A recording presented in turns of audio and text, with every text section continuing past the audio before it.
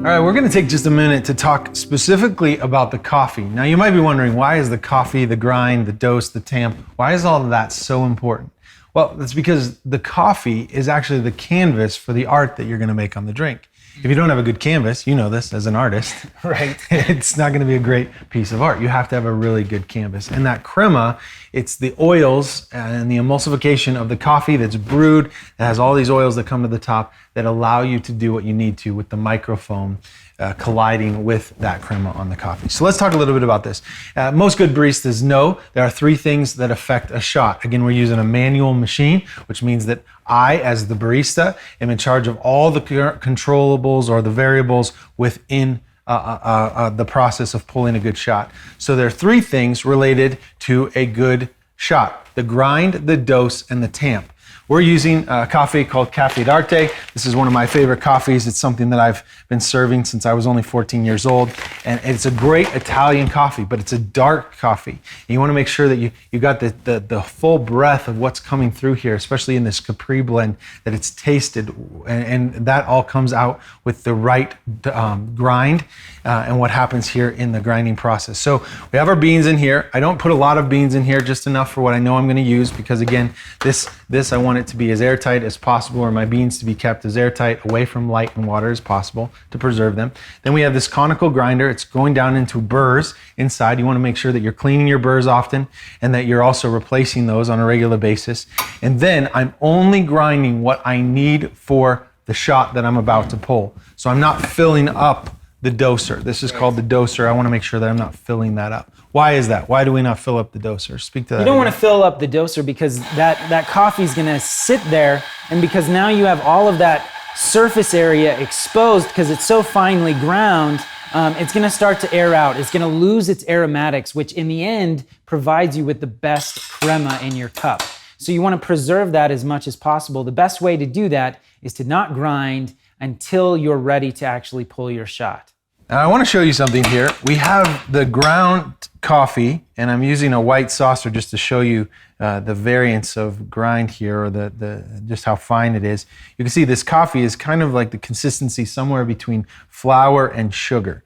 We don't want it too fine where it's like flour, because no water will get through. And if it's too bulky or too coarse, like sugar, the water will pour right through, not extracting a good crema or getting a good taste even from the coffee. So that's very important. The grind impacts your shot and your crema.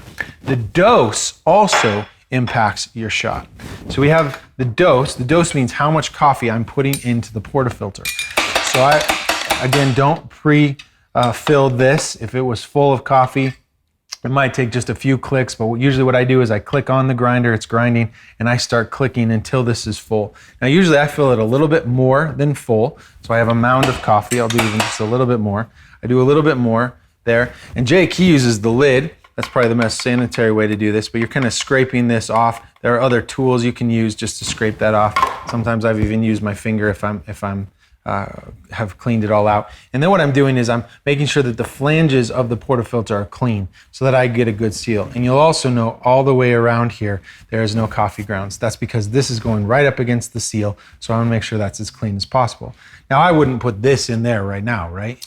No, not yet. Because the tamp. Absolutely. And that's the third thing that impacts the shot. Jake, talk to us about the importance of the tamp. Well, the tamp is really important, and you need to have a nice flat tamper as you're tamping down.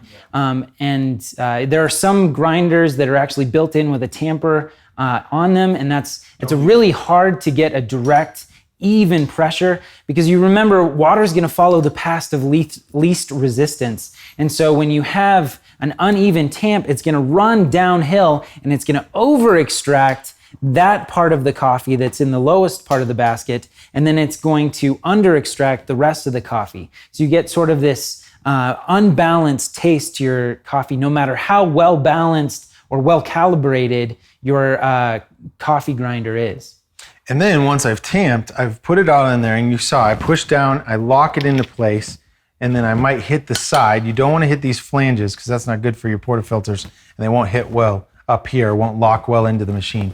So I hit the front of it. I don't hit the basket because I don't want to crack that. I make sure it's flat, and it's right up here to what is called the international standard line. We want to make sure that the coffee comes up to that line. So if it's over that line, then I might have dosed it too much. If it's under that line, then I might have dosed too little. But you want to make sure that you're right on the line. And once you've tamped, it should be locked in there. You've used 50 pounds of pressure. There should be no movement to the grounds that are in there. We both use a portafilter where the bottom has been cut off and the basket is exposed. So you're not having any other pieces of metal that are capturing any bit of the crema that's coming out. Right. And mine, I actually had cut that way, but you can buy them this way. Talk about why that's important. The reason why that's important is exactly what you were saying. Instead of funneling the coffee and the crema down through the cone of the bottom of the portafilter, it's now cut off. So that lets all of that crema be preserved and be delivered directly into your cup. And since the crema is so important, as we said, it is the canvas for your latte art, and it is the contrast to your composition. That crema is critically important. So a bottomless portafilter is a great way to preserve as much of that as possible. So again, the crema is key. It's your canvas to latte art. And there are three things that impact it: the grind, the dose, and the tamp. You can add little perks like a bottomless portafilter to make sure that you're getting as much of that as you can, but you want to have great crema in order to have great latte art.